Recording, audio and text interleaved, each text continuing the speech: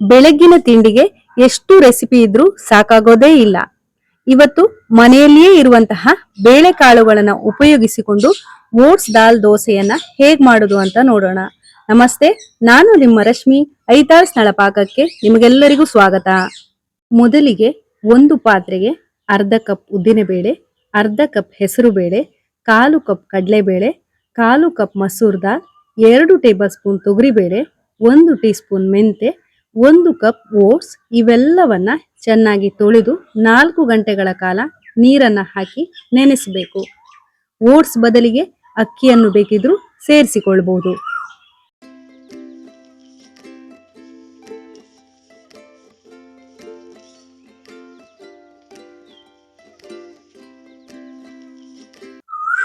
ನಾಲ್ಕು ಗಂಟೆಯ ನಂತರ ನೀರನ್ನೆಲ್ಲ ಬಸಿದು ಒಂದು ಮಿಕ್ಸಿ ಜಾರ್ಗೆ ಸ್ವಲ್ಪ ನೀರನ್ನ ಸೇರಿಸಿ ನುಣ್ಣಗೆ ರುಬ್ಬಿಕೊಳ್ಳಿ.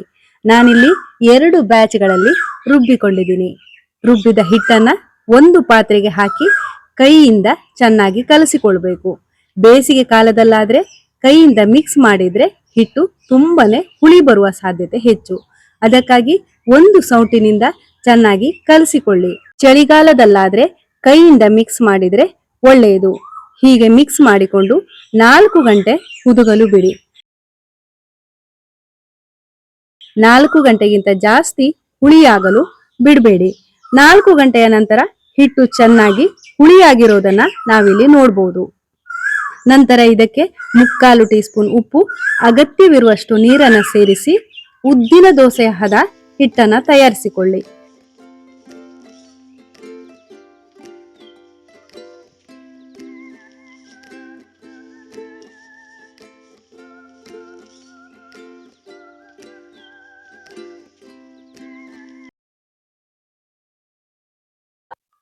ಕಾದ ತವಾದ ಮೇಲೆ ತೆಳ್ಳಗೆ ದೋಸೆ ಮಾಡಿ ಮುಚ್ಚಳವನ್ನ ಮುಚ್ಚಿ 2 ನಿಮಿಷ ಬೇಯಿಸಿ. ಎಷ್ಟು ತೆಳ್ಳಗೆ ಬೇಕು ಅಷ್ಟು ತೆಳ್ಳಗೆ ಮಾಡಿ.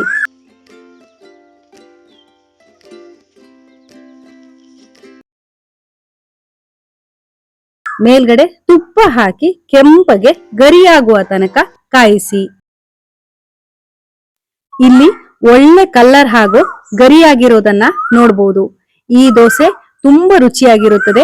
ಇದರಲ್ಲಿ ಹೇರಳವಾಗಿ ಪ್ರೋಟೀನ್ ಕೂಡ ಇರುತ್ತೆ. ಹಾಗೆಯೇ ಇದು ವೆಯ್ಟ್ ಲಾಸ್ ರೆಸಿಪಿ ಕೂಡ ಹೌದು. ಈ ದೋಸೆಯನ್ನ ಕಾಯಿ ಚಟ್ನಿ ಅಥವಾ ಚಟ್ನಿ ಪುಡಿಯ ಜೊತೆಗೆ ತಿನ್ಬಹುದು. ಈ ವಿಡಿಯೋ ನಿಮ್ಗೆ ಇಷ್ಟವಾಗಿದ್ರೆ ಲೈಕ್ ಮಾಡಿ, ಶೇರ್ ಮಾಡಿ, ಹಾಗೆಯೇ ನಮ್ಮ ಚಾನಲ್ಗೆ ಸಬ್ಸ್ಕ್ರೈಬ್ ಮಾಡೋದನ್ನ ಮರಿಬೇಡಿ. ಧನ್ಯವಾದಗಳು.